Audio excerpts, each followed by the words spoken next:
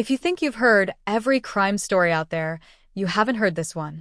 This case will make you question everything you think you know about the people closest to you. If you're ready to go down this rabbit hole, hit that subscribe button and leave a comment telling me what you think happened, because even the detectives who worked this case still don't have all the answers. The rain had been falling for 3 days straight in Cedar Falls, Minnesota, the kind of cold October rain that seeps into your bones and refuses to let go. It was the morning of October 17th, 2019, when a jogger named Patricia Malone made a discovery that would haunt her for the rest of her life.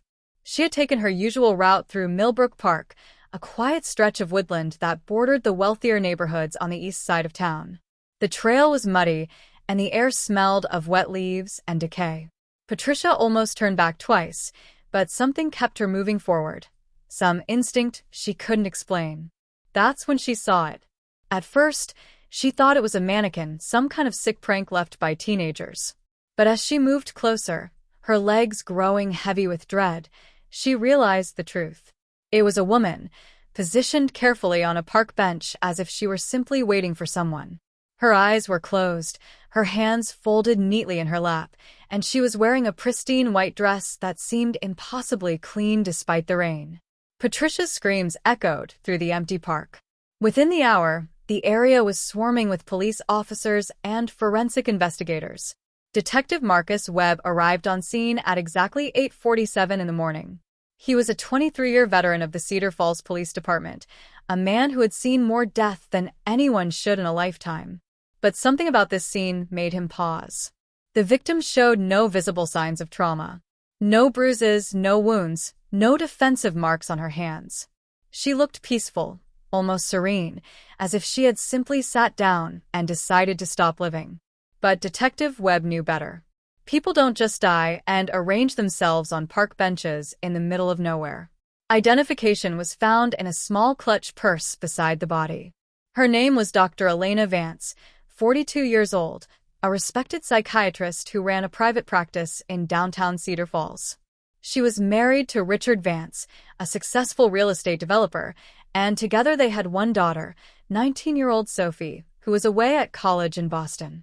By noon, the coroner delivered the preliminary findings, and that's when this case took its first impossible turn. Dr. Elena Vance had been dead for approximately 72 hours. 3 full days. Yet her body showed minimal decomposition, almost as if time itself had slowed down around her. The cause of death was listed as cardiac arrest, but the coroner found something else, a small puncture wound behind her left ear, so tiny it was nearly invisible. Detective Webb brought Richard Vance in for questioning that same afternoon. The husband sat in the interrogation room, looking like a man who hadn't slept in days. His eyes were red, his hands trembled, and he kept asking the same question over and over again. How could this happen? He claimed Elena had left for a medical conference in Chicago 3 days prior. He had kissed her goodbye, watched her get into her car, and that was the last time he saw her alive. But here's where things get interesting. Detectives checked with the conference organizers. Dr. Elena Vance had never registered. Her hotel reservation was never claimed.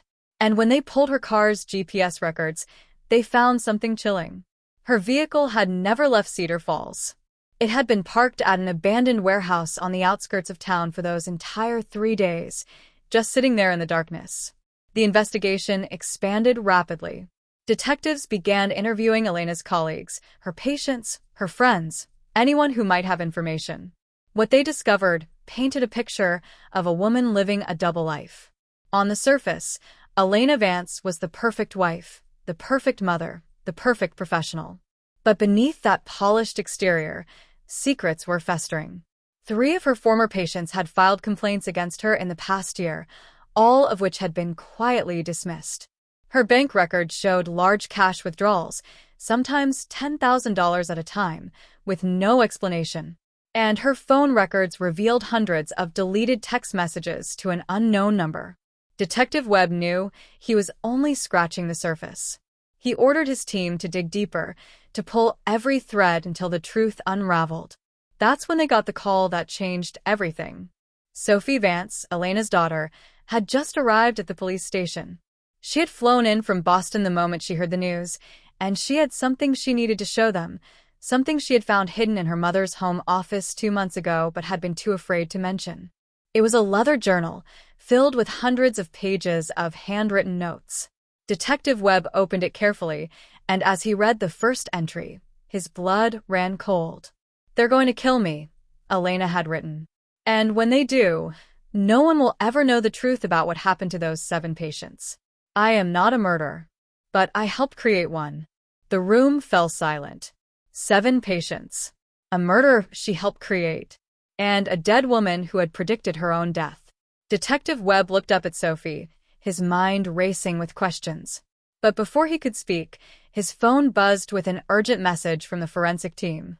They had finally gained access to that abandoned warehouse where Elena's car had been parked, and what they found inside made absolutely no sense. The walls were covered with photographs, hundreds of them, all showing the same thing.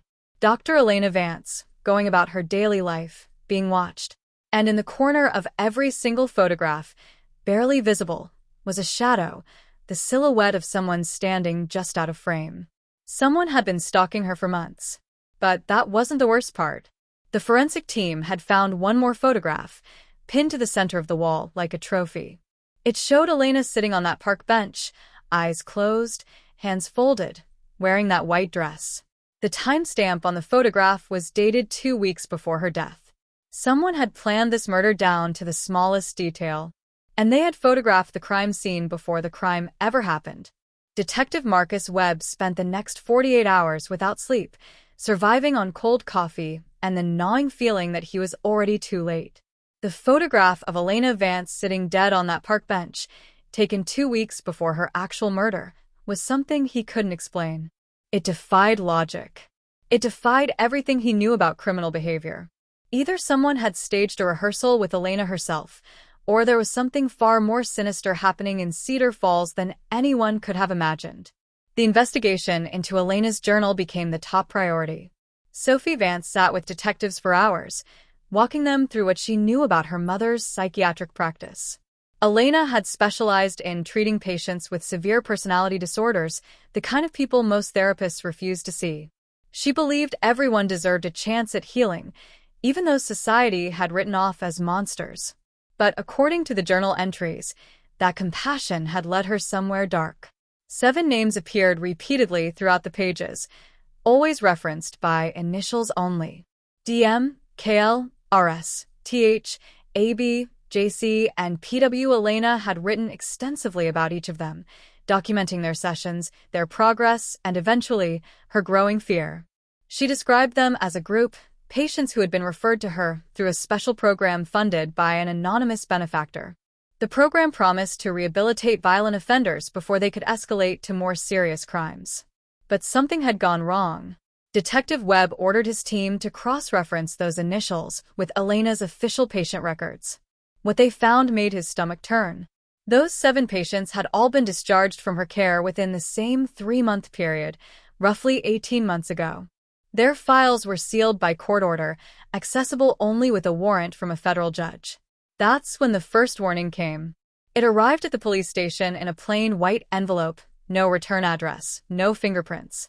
Inside was a single photograph of Sophie Vance walking across her college campus in Boston, taken from a distance. On the back, someone had written 6 words in neat, precise handwriting. "She knows too much. Back off." Detective Webb immediately placed Sophie under protective custody and doubled the security around the Vance residence. Richard Vance, who had been cooperating fully with investigators, suddenly became unreachable. His phone went straight to voicemail. His office claimed he had taken an emergency leave of absence. And when officers arrived at his home, they found it completely empty, cleared out as if no one had ever lived there. Richard Vance had vanished. The investigation shifted into overdrive. Every available detective was pulled onto the case, and the FBI was notified due to the potential involvement of a federal rehabilitation program. But answers remained elusive. The anonymous benefactor who had funded Elena's special patient program couldn't be traced. The money had flowed through a series of shell companies registered in offshore accounts, a financial labyrinth designed specifically to hide the truth. Meanwhile, Detective Webb kept returning to the warehouse, to those hundreds of photographs covering the walls. The forensic team had identified the camera used, a high-end model popular among professional photographers. They traced the serial number to a camera shop in Minneapolis, where records showed it had been purchased with cash 18 months ago by a man matching no description in any database. But one detail haunted Webb more than anything else. In several of the surveillance photographs, Elena appeared to be looking directly at the camera. Not with fear, but with something else. Recognition.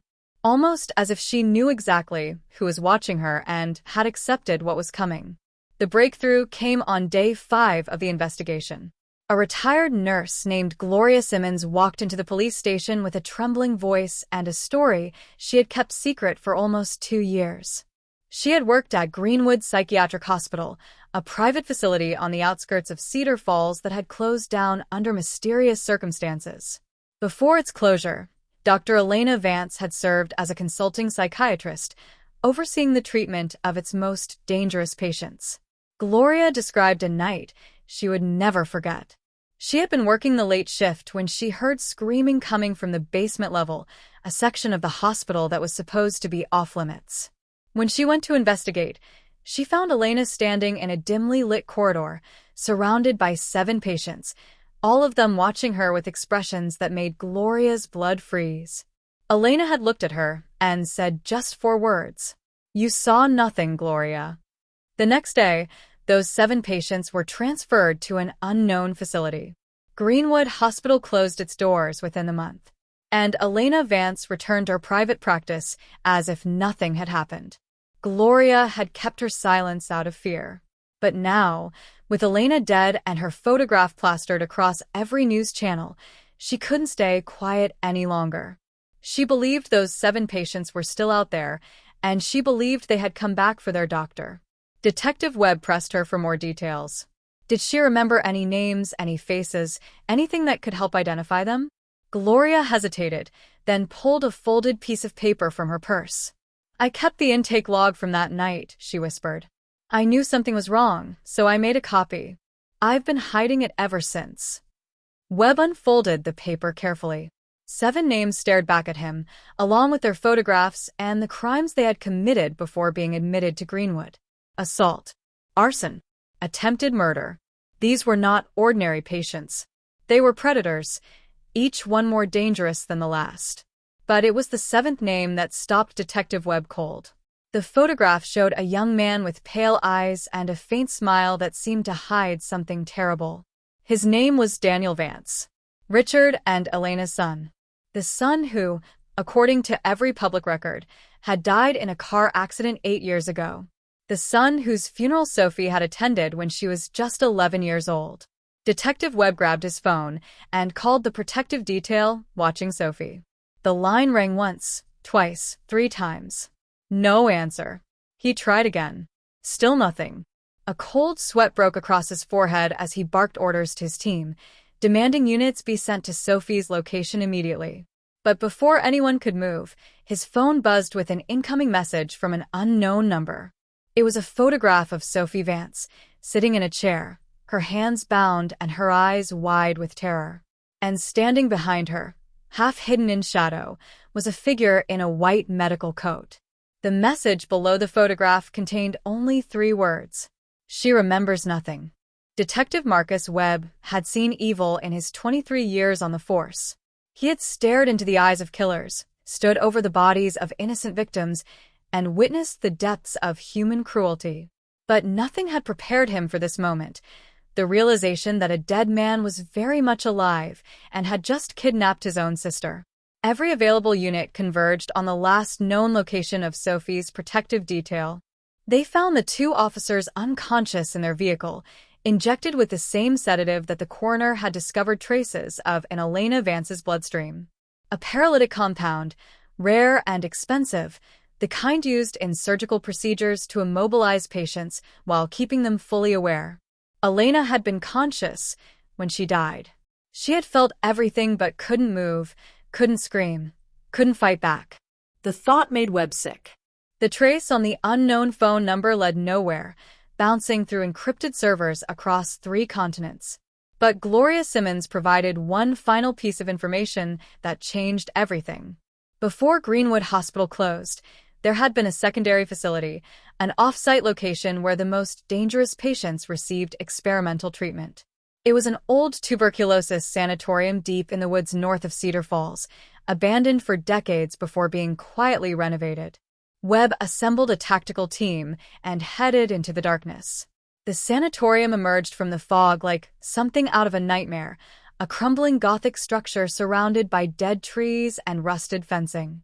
Every window was dark except for one on the third floor, where a faint light flickered like a dying heartbeat. They breached the building silently, moving through corridors thick with dust and decay. The walls were lined with old medical equipment, gurneys with leather restraints, cabinets filled with instruments that belonged in a horror museum. This place had seen suffering long before Elena Vance ever set foot inside. Webb found Sophie on the third floor, exactly where the light had promised. She was seated in a wheelchair, her wrists and ankles strapped down, her eyes glazed and unfocused. Standing beside her was Daniel Vance, no longer a ghost, but a living, breathing monster wearing the face of a boy who had supposedly died 8 years ago. He looked older than his photograph, his features sharpened by time and something darker. His pale eyes held no warmth, no recognition of the detective pointing a weapon at his chest. He simply smiled, that same faint smile from his intake photo, as if he had been expecting this moment all along. "You're too late," Daniel said calmly. "You were always going to be too late." Webb demanded answers, his voice steady despite the fear clawing at his chest. He wanted to know everything. Why fake his death? Why kill his own mother? What happened to the other 6 patients? Daniel laughed softly, a sound that echoed through the empty halls like breaking glass. The truth, he explained, was simpler than anyone imagined. Elena Vance had been a pioneer, a visionary who believed she could rewire the minds of violent offenders. She had developed an experimental therapy, a combination of drugs and psychological conditioning designed to suppress violent impulses permanently. The anonymous benefactor who funded her research was Richard Vance himself, desperate to save his son from the darkness that had consumed him since childhood. Daniel had been her first patient, her greatest success, and her worst failure. The therapy worked, at least initially. Daniel's violent urges disappeared. He became calm, controlled, almost normal. Elena was so confident in her methods that she expanded the program to 6 other patients, all of them handpicked from Greenwood's most dangerous population. But the treatment had a flaw. The suppression was temporary. And when it failed, the violence didn't just return. It came back stronger, more focused, more calculated. The 7 patients began working together, bound by a shared hatred for the woman who had promised to cure them and instead made them worse. They had killed before. Those 7 sealed files contained more than just assault charges. They contained disappearances, unsolved murders, victims who had never been found. Elena knew the truth and had protected them anyway, too afraid of what would happen if she came forward, too guilty to admit her role in creating monsters. Daniel's staged death had been her idea, a way to remove him from society before he could hurt anyone else. But he had escaped her control long ago. He had been watching her for 18 months, documenting her life, planning her death down to the smallest detail. The photograph of the crime scene taken 2 weeks early wasn't a prediction. It was a rehearsal with Elena herself sitting on that bench, believing she was participating in some kind of therapeutic exercise. She never saw the needle coming. Webb tightened his grip on his weapon, demanding to know where the other 6 patients were hiding. Daniel's smile widened. "They're not hiding, detective. They never were." At that moment, Webb's radio crackled to life with frantic reports from across Cedar Falls. 6 bodies had just been discovered in 6 different locations throughout the city. Each victim was positioned carefully, eyes closed, hands folded, wearing white clothing. Each one had a small puncture wound behind the left ear. The 6 patients hadn't been working with Daniel. They had been his final victims, eliminated one by one over the past week while the police focused on Elena's murder. Daniel had been tying up loose ends. Webb moved to arrest him, but Daniel didn't resist. He simply looked down at Sophie, who was beginning to stir from whatever drug he had given her, and spoke his final words. "She'll never remember what our mother did to me, but I made sure she'll never forget what I did for her." As officers swarmed the room and Daniel was taken into custody, Sophie opened her eyes and looked at Webb with confusion. She had no memory of the kidnapping, no memory of her brother's face, no memory of anything that had happened in the past 12 hours. The drug Daniel had used didn't just paralyze. It erased. 6 months later, Daniel Vance was found dead in his maximum security cell, an apparent suicide. The case was officially closed, filed away as one of the strangest in Cedar Falls history. Richard Vance was never found, his fate remaining a mystery that haunts investigators to this day. Sophie returned to college, trying to rebuild a life shattered by secrets she would never fully understand. Detective Webb retired early, unable to shake the feeling that something was still wrong. Because on the night Daniel died, a package arrived at the police station with no return address. Inside was a single photograph. It showed Webb sitting at his kitchen table, reading the newspaper, completely unaware he was being watched. On the back, written in familiar handwriting, were 6 words. "The 8th patient says, thank you." The case that detectives still cannot explain has never truly ended. And somewhere out there, someone is still watching. If this story kept you on the edge of your seat, imagine what comes next. Subscribe now because the next case is even darker, and you won't want to miss a single second.